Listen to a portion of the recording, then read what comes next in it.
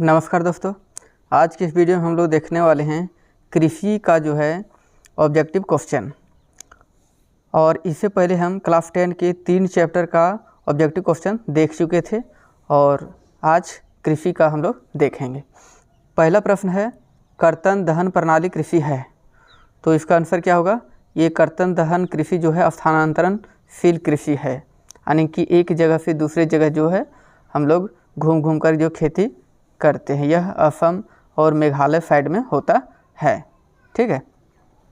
अंगूर मुख्यतः किस राज्य में उगाया जाता है?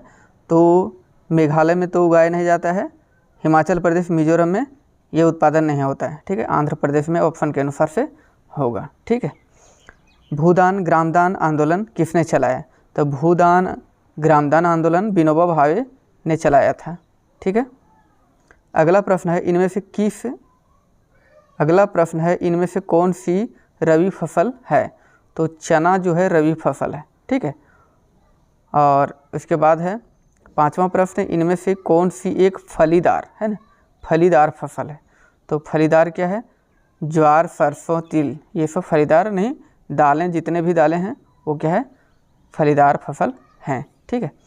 भारत में किस क्षेत्र में गहन जीवन निर्वहन कृषि की जाती है?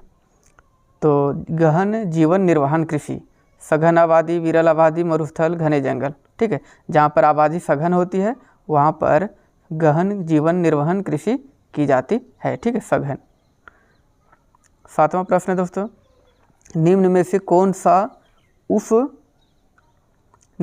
कौन सा उप कृषि प्रणाली को दर्शाता है जिसमें एक ही फसल लंबे चौड़े क्षेत्र में उगाई जाती है? इसका मतलब है ये रोपण कृषि है। ठीक है। तो रोपण कृषि किसे कहते हैं? ये इसकी परिभाषा यहाँ लिखा हुआ है, जिसमें एक ही फसल लंबे चौड़े क्षेत्र में उगाई जाती है। ठीक है। ये रोपण कृषि कहा जाता है। रोपण कृषि के अंतर्गत चाय, कहवा ये सब उत्पादन किया जाता है। ठीक है। आठवां प्रश्न दोस्तों, है, सरकार निम्न में से कौन सी घोषणा फसलों को सहायता देने के लिए करती है?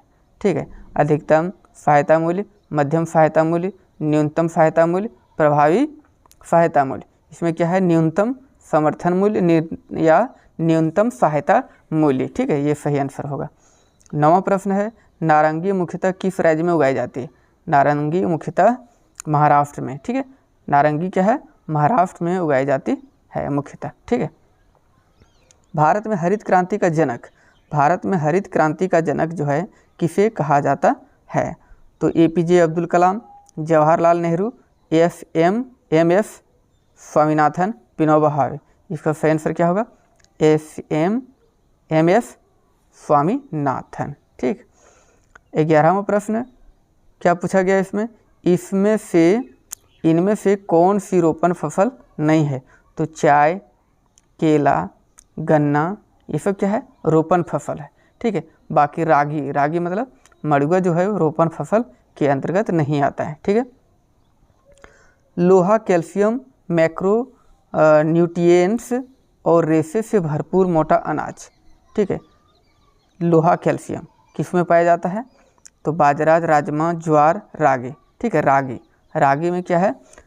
लोहा, कैल्शियम और न्यूट्रिएंट्स, रेशा से भरपूर अनाज होता है। ठीक है।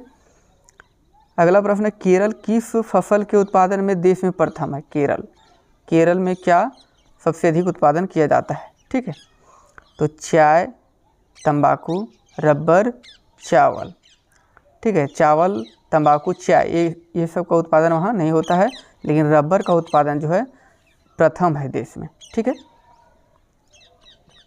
गन्ना उत्पादन में भारत का विश्व में कौन सा स्थान है? तो विश्व में गन्ना का उत्पादन जो है क्या है? दूसरा स्थान रखता है। ठीक है, दूसरा स्थान। प्रथम क्या है? ब्राज़ील गन्ना के उत्पादन में प्रथम है। इनमें से कौन सुनहरा रेशा है? सुनहरे रेशा, कपास, रेशम, जूट, तिल। इसमें क्या हो जाएगा? जूट को सुनहरा रेशा कहा जाता है, यानी